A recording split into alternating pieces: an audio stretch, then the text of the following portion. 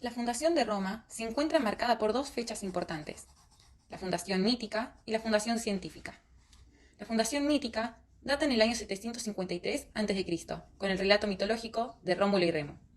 La científica data en el año 509 a.C., que marca cuando los romanos derrocaron al último rey y establecieron una república, iniciando luchas internas por el poder para posteriormente buscar la expansión del territorio. Roma, una cultura caracterizada por la educación, la religión y la guerra, fomentó su crecimiento a través del comercio, la conquista y la apropiación cultural. Por ejemplo, la cultura griega, un modelo a seguir para la antigua Roma. A partir del año 23 a.C., se consagró como imperio y fue estratificada por un estatus social, diferenciado por el lugar donde habitaban las personas y por su indumentaria. Sin embargo, cerca del siglo III, Roma pasó por una gran crisis y el imperio se dividió en el Imperio Romano de Occidente y el Imperio Romano de Oriente. Finalmente, el Imperio Romano de Occidente cayó en el año 476 después de Cristo. El arte romano surgió alrededor del siglo VII a.C., primero influido por los etruscos en la arquitectura y luego de la conquista de Grecia adoptaron el estilo helenístico en escultura, pintura y arquitectura.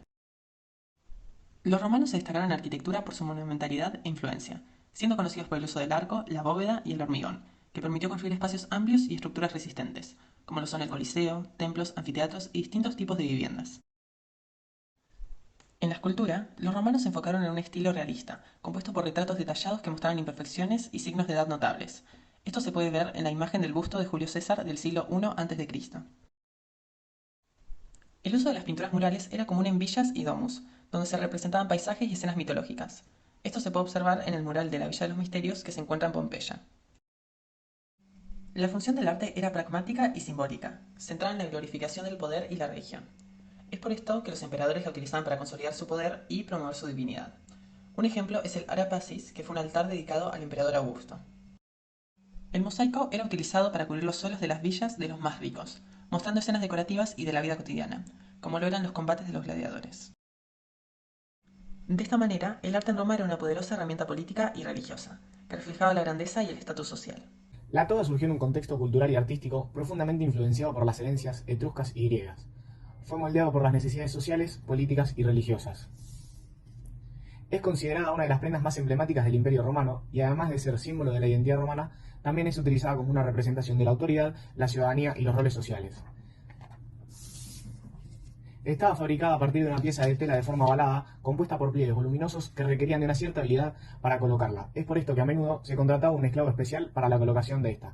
Según su color y diseño, iba variando quién y para qué ocasión la usaba. La misma solo podía ser utilizada por los ciudadanos romanos, que eran los varones nacidos en Roma y que habían alcanzado la mayoría de edad.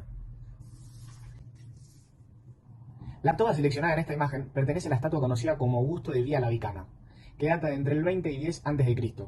Este periodo corresponde a los primeros años del reinado de Augusto, reflejando un estilo artístico de la época y su esfuerzo por consolidar su imagen y su autoridad, tanto política como religiosa.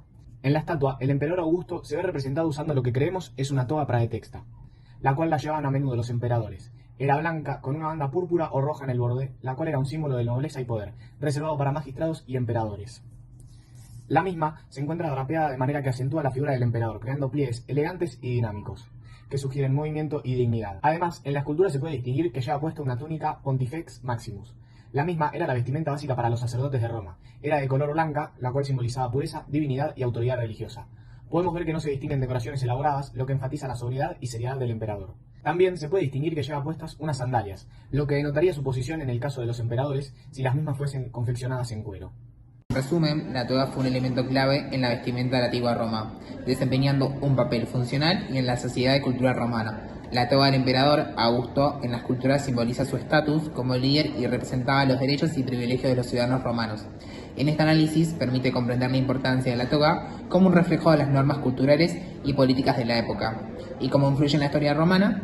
Además, este concepto sigue siendo relevante en el mundo contemporáneo, donde la vestimenta y la representación de las personas pueden comunicar su estatus social.